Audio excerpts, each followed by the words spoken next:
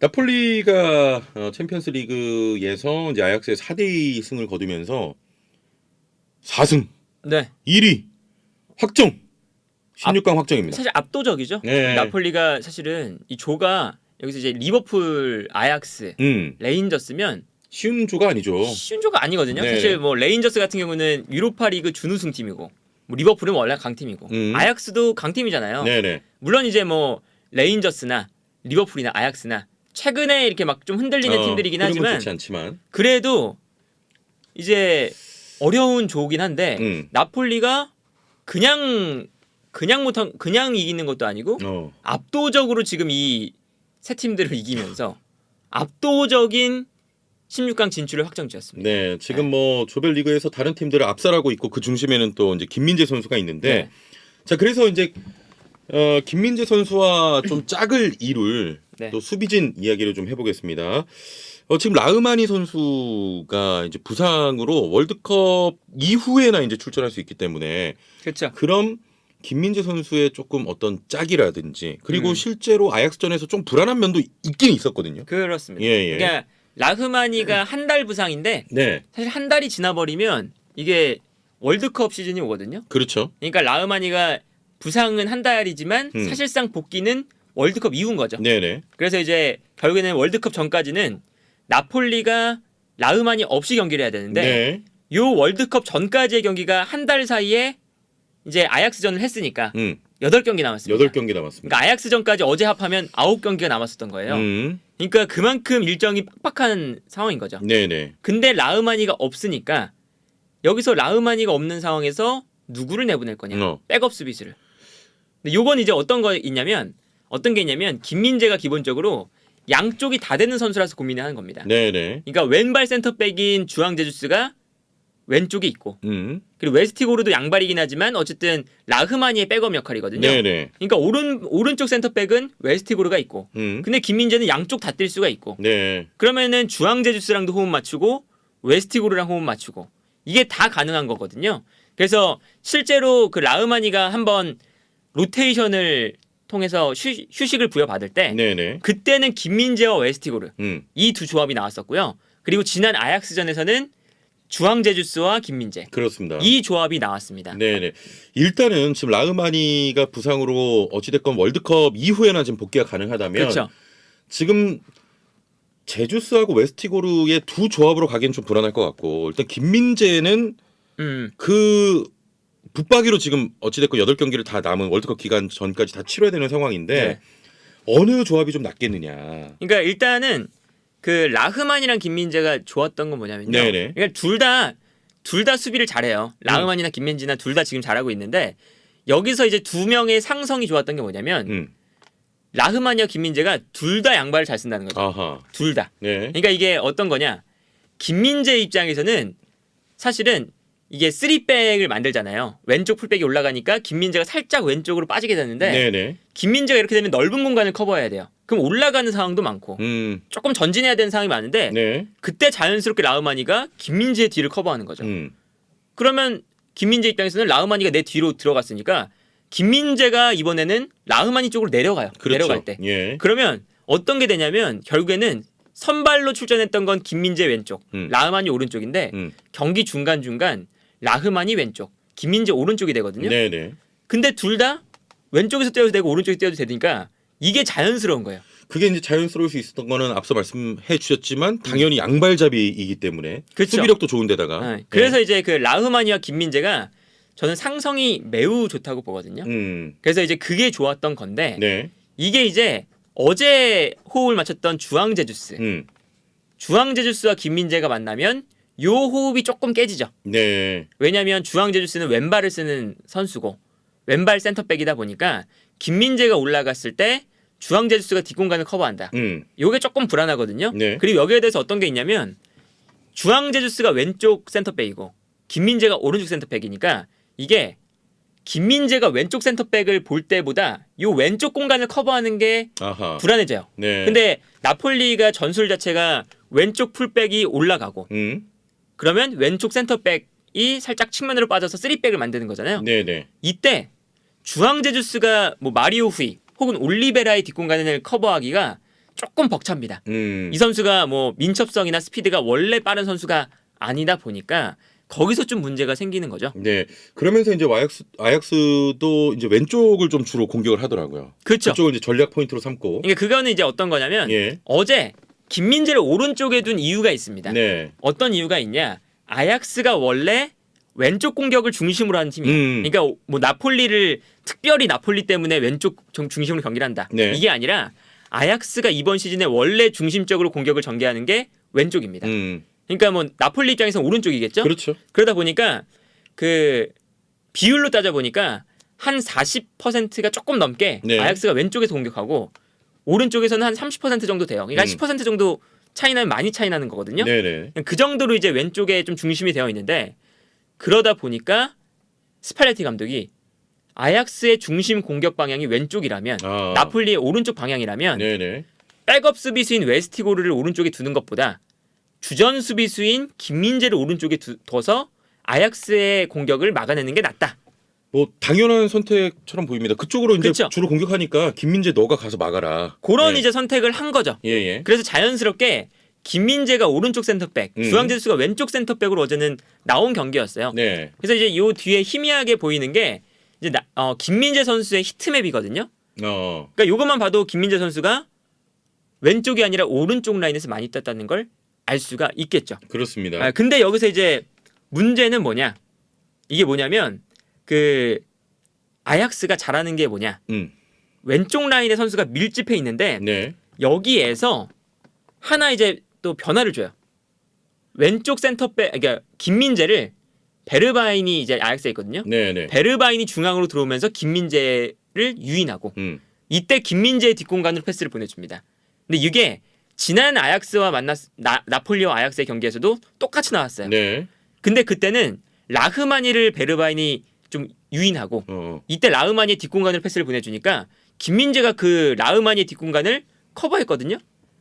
근데 오늘 경기는 주앙제주스가 좀 쉽지 않았던 것 같아요. 그 뒷공간을 커버하는 게 좀 벅찼죠. 네네. 그러니까 주앙제주스는 이미 애초에 조금 이제 그 기본적으로 빠른 선수가 아닙니다. 민첩성에 원래 문제가 있고 그래서 이제 뭐 로마에 있을 때나 인터밀란에 있을 때나 불안한 점으로 지적된 게 그 민첩성 부분이었어요. 네. 그래서 더군다나 어제 아약스의 최전방 공격수가 누구냐면 원래 아약스가 덩치가 큰 선수가 있습니다. 후반전에 들어왔던 브로비란 선수가 있어요. 그 선수는 제공권도 괜찮고 또 덩치도 크고 이런 선수인데 브로비가 잘 못해서 우리가 이제 가나 대표팀을 만날 때 만나게 될 쿠두스란 선수가 최전방에 나와요. 최근에 아약스에서. 근데 그 선수가 되게 민첩한 선수입니다.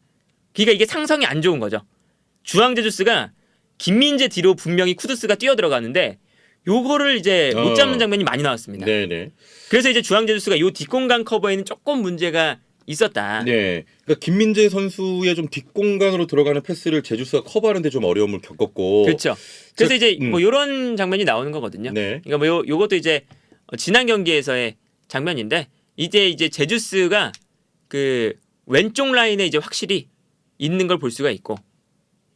그리고 이제 뭐 어제 올리베라도 많이 올라가 있으니까 주앙제주스가 살짝 왼쪽에 빠져 있는 걸 볼 수가 있고. 네네. 이런 장면들이 이제 자연스럽게 이제 나오게 되는 겁니다. 그러면은 수비적으로 지금 김민재와 제주스의 합은 좀 어떻게 보시는 거예요? 그러니까 요게 주앙제주스도 노련한 수비를 잘해요. 그래서 노련한 수비를 잘하다 보니까 김민재와 주앙제주스의 호흡이 너무 안 좋다. 이렇게 볼 수는 없습니다. 네네. 분명히 이 조합이 나쁘진 않거든요. 그리고 여기서 장점은 뭐냐? 주앙제주스가 왼발을 쓰니까 나폴리가 빌드업할 때 조금 더 편해요. 그러니까 김민재 선수가 왼발, 오른발 다 잘 쓰긴 하지만 왼발을 진짜 너무 막 잘 쓰는 그 정도까지는 아니거든요. 그래서 이제 그 김민재 선수가 쿨리발리랑 비교될 때 쿨리발리의 수비력은 김민재가 분명히 더 뛰어넘을 정도로 지금 잘하고 있는데 근데 빌드업 과정에서는 조금 이제 아쉬운 부분들이 있다. 좀 투박한 부분들이 있다. 이런 평가가 지금 나오고 있긴 해요. 근데 이제 그게 김민재가 빌드업을 못한다는 게 아니라 왼발을 이제 그 원래 주발이 오른발이다 보니까 왼쪽에 섰을 때 빌드업이 살짝 투박한 점이 있다. 이런 거거든요. 근데 주앙제주스가 나왔을 때는 왼쪽 상태에서 왼발로 빌드업을 하니까 조금 더 부드러운 게 좀 있죠. 빌더 면에서는 이제 제주스가 나왔을 때가 좀 부드럽게 좀 연결이 그쵸. 된다. 그런데 이제 장점은 주황제주스 있고. 단점은 주황제주스가 뒷공간 커버를 못한다. 네네. 그리고 어제의 단점은 뭐였냐? 음. 김민재가 오랜만에 오른쪽에 나오는 거였거든요. 네네. 그리고 나폴리에서는 처음으로 오른쪽에 나오는 거였어요. 네. 그러니까 오른쪽에 있는 선수들하고 호흡이 안 맞아요. 특히 이제 디 로렌초와 이제 호흡을 맞췄는데 그쵸. 약간 빌드업하는 과정에서 이게 조금 실수들도 있었던 것 같아요. 빌드업 과정에서 특히나 앙기사, 디로렌초 요 오른쪽 라인과 네. 계속 안 맞는 모습이 나오면서 실제로 김민재가 나폴리에 온 이후에 치명적인 패스 미스가 가장 많았던 경기입니다. 그렇습니다. 어제 경기가. 아무래도 이제 오른쪽에서 처음 이렇게 호흡을 맞추다 보니까 그 그쵸. 과정에서 나온 그런 게 실수들 있었을 같아요. 거예요. 그래서 네. 뭐 오늘 이제 뭐 요거 이제 절대적인 수치는 아니지만 평점을 봐도 평소에 김민재의 평점보단 조금 낮죠. 네네. 저게 이제 수비적으로는 괜찮았는데 패스 미스가 좀 있었거든요. 그런 것도 있었고 그리고 이제 중간에는 어떤 장면이 있었냐? 디로렌초랑 김민재랑 호흡이 안 맞아서 그 약간 엉키는 과정이 있었잖아요. 엉키면서 네. 슈팅을 허용했던 장면도 있었어요. 네네. 그러니까 그런 것도 있었고 하다 보니까 김민재가 이제 오른쪽으로 나왔던 경기가 별로 없다 보니까 그게 이제 아직 조금 더 맞아 떨어져야 되는 시간이 필요하다. 그렇습니다. 일단은 뭐 김민재 선수가 제주스냐 뭐 웨스티고르냐 이 호흡도 있긴 하지만 오른쪽에 갔을 때의 디 로렌초라든지 앙기사 뭐 이런 빌드업에서 호흡을 또 맞추는 것도 중요하겠습니다. 그렇죠. 근데 이제 네. 여기서 이제 김민재가 오른쪽이 아니라 왼쪽에 나오는 경기도 분명히 있습니다. 당장 그 지난 경기에서 라흐마니가 없을 때 웨스티고르가 그렇죠. 들어오니까 네. 김민재가 왼쪽이었고 라흐마니가 안 나왔을 때는 김민재가 왼쪽, 웨스티고르가 오른쪽에 나왔던 경기도 있죠. 네네. 그래서 아마 웨스티고르랑도 호흡을 맞출 거예요. 근데 웨스티고르랑 호흡을 맞출 때 좋은 건 웨스티고르가 라흐마니처럼 양발을 쓴다. 네네. 그 웨스티고르도 그 지난 시즌에는 브라이튼 소속이었어요, 이 선수가. 근데 브라이튼 소속인데 제노아로 임대를 가서 뛰었거든요. 근데 제노아에서 뛰었던 위치가 지금 김민재가 자주 뛰는 왼쪽 센터백입니다. 네. 오른발을 쓰는 선수인데 이 선수도 양발을 잘 써요. 그러니까 라흐만이랑 했던 것처럼 자연스럽게 커버가 가능합니다. 그게 실제로 저는 제주스랑 뛰었을 때보다 웨스티고르랑 함께 합을 맞췄을 때가 좀 더 안정적이라고 느껴지거든요. 그런 점에서는 네. 분명히 안정성이 있죠. 근데 여기서 치명적인 단점이 뭐냐? 웨스티고르도 그렇게 민첩한 선수는 아닙니다. 아 그러다 보니까 조금 이제 공격수가 약간 막 휘젓고 빠르면은 좀 밀릴 수 있다. 뭐 그런 것도 있고, 그러니까 김민재 왼쪽 결국에는 이제 3백 만들잖아요. 네네. 그럼 김민재 왼쪽, 웨스티고르 가운데, 오른쪽에 디로렌초예요. 근데 김민재의 역할은 올라가줘야 되거든요. 네. 올라가서 상대도 압박해야 되고, 그러니까 3백의 좌우 중앙 수비수는 올라가줘서 네. 압박을 해주거나 뭐 수비를 해주거나 커버를 해줘야 돼요. 그럼 올라갔을 때 3백의 가운데 있는 선수는 이 공간을 커버해주는 게 역할인 거죠. 그렇죠. 근데 라흐마니는 그게 됐어요. 커버력이 매우 좋아서. 근데 웨스티고르는 요게 김민재가 마음껏 올라갔을 때 네네. 김민재의 뒷공간을 웨스티고르가 완벽하게 막아낼 수 있을 것이냐. 물론 이제 그 웨스티고르랑 김민재가 호흡을 맞췄던 그게 아마 레체전이었을 거예요. 네네. 레체전에서는 그런 문제가 안 나왔습니다. 근데 조금 더 수준이 높은 팀, 조금 더 수준이 높은 공격수가 나오는 경기에서는 상대팀에 웨스티고르가 조금 고전할 수가 있다. 네. 자 일단은 김민재 선수가 지금 제주스 웨스티고르와 지금 바꿔가면서 호흡을 맞추고 있는데 일단 진짜 아까도 말씀을 드렸지만 월드컵 전까지가 지금 8경기나 남아 있거든요. 그렇죠. 그러면 일단 김민재를 빼기는 어렵잖아. 현실적으로. 그렇죠. 그러니까 제주스랑 웨스티고르가 나오기 힘든 게 뭐냐면 네네. 일단 리그에서는 1위를 달리고 있는데 이게 또 우승 경쟁을 사실 해 나가야 되고 네네. 이게 장담을 할 수가 없거든요. 그래서 김민재가 현실적으로 빠질 수는 없고 그리고 챔피언스 리그를 보면 그러니까 16강은 확정지었어요. 근데 여기서 문제는 뭐냐? 조별리그 1위를 차지하는 게 1위 해야죠. 핵심인 거죠. 1위를 해야 16강을 수월한 팀을 만나고 8강으로 갈 가능성이 엄청나게 높아집니다. 그러면은 그럼 김민재가 또 나와야죠. 다음 경기 이기고 네. 그 하루 쉬면 안 되나? 뭐 그런 것도 가능은 한데 네네. 이거 그거를 스팔레티 감독이 어떻게 하느냐가 문제고 근데 이제 다행히도 네. 이번 주말 경기가 볼로냐전이거든요. 근데 볼로냐전이 끝나고 이제 프리미어리그 생각해 보면 다음 주에 챔스가 없어요. 네네. 그런데도 프리미어리그는 주중에 프리미어리그 경기를 넣어놨습니다. 그러니까 프리미어리그 팀들은 주말 프리미어리그, 주중 프리미어리그, 또다시 주말 프리미어리그 경기를 해야 돼요. 근데 세리아는 다음 주 주중에 경기가 없어요. 그때 좀 그래도 휴식을 취할 수가 있네요. 그게 이제 다행인 거죠. 그래서 그건 일주일 정도를 김민재가 쉴 수 있긴 합니다. 다음 주에. 그러니까 네네. 그 일주일 정도를 쉬고 아마 거의 모든 경기에 나올 거예요. 그렇습니다. 그리고 이제 김민재를 지금 스팔레티 감독이 매우 믿는다고 보여지는 게 뭐냐면 어떤 게 있냐? 이건 여기는 이제 그 은돔벨레의 위치가 안 나오는 것으로 보이는데, 네. 그러니까 요 오른쪽 라인 보세요. 그러면 주앙제주스 위에 로보트카가 있죠. 김민재 위에 안기사가 있어요. 네. 근데 어제 경기에서 안기사가 빠지고 은돔벨레가 들어왔거든요. 그러니까 김민재 위에 은돔벨레를 배치한 거예요. 어제 경기에서. 네. 근데 이 경기 말고 다른 경기에서는 지엘린스키 대신 은돔벨레가 들어오면서 김민재 위에 지엘린스키가 그 은돔벨레가 있었습니다. 네. 그러니까 공교롭게도 스팔레티가 계속 은돔벨레를 쓸 때 김민재 위에 은돔벨레를 써요. 그러니까 이거는 똥치우라 이거 아니야? 그러니까 은돔벨레 수비력이 좀 안 좋으니까 네. 김민재의 커버력을 믿는다는 거죠.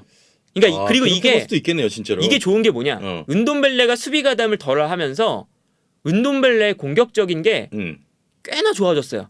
그래서 최근에 나폴리 경기 보면 은돔벨레가 수비 부담 조금 덜고 나쁘지 않아요. 패스도 잘하고 네.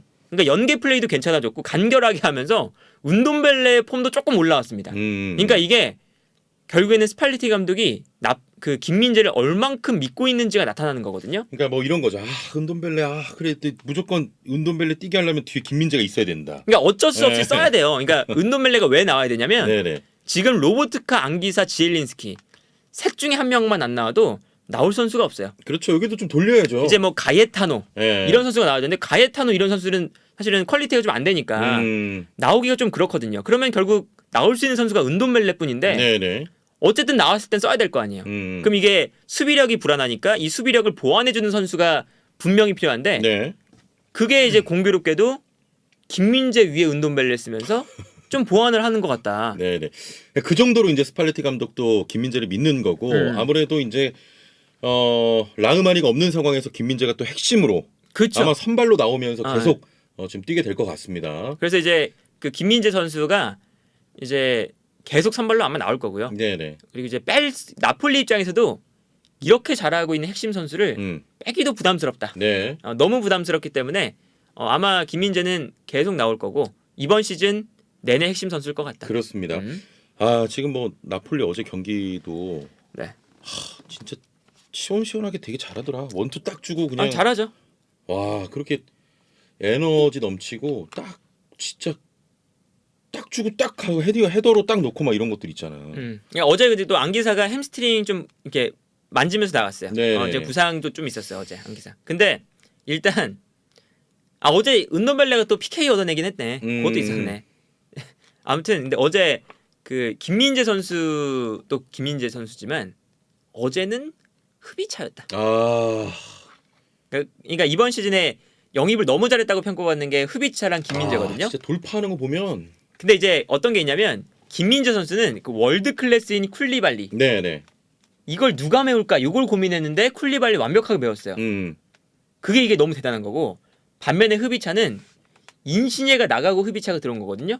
근데 이제 인시녜를 그대로 대체하는 게 아니라 인시녜를 업그레이드하면서 대체를 했어요. 네네네. 그러니까 이게 이제 흡이차가 지금 높게 평가받고 있는 이유인 거죠. 인시녜가 절대 나쁜 선수가 아니고 분명히 좋은 선수였는데 그러니까 스피드적인 단점도 있었고 이게 점점 더 시즌이 이게 지날수록 인시녜가 스피드적인 문제가 있었거든요. 네. 근데 흡이차는 그냥 너무 잘하더라 진짜 어제도. 어제 그 아약스의 오른쪽 라인을 탈탈 털었어요. 진짜 돌파하는 거 보면 진짜.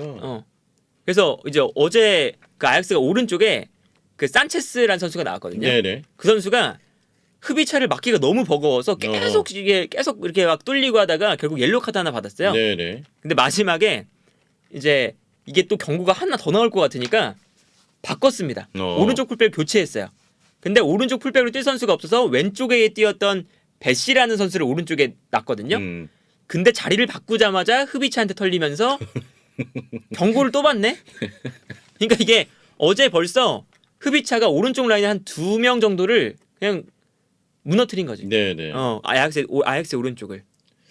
자, 그러니까 이렇게 지금 나폴리가 정말 좋은 흐름으로 지금 계속 시즌을 치르고 있고, 다만 좀 걱정되는 게 이제 또 장기적인 흐름으로 가게 되면 스쿼드 문제.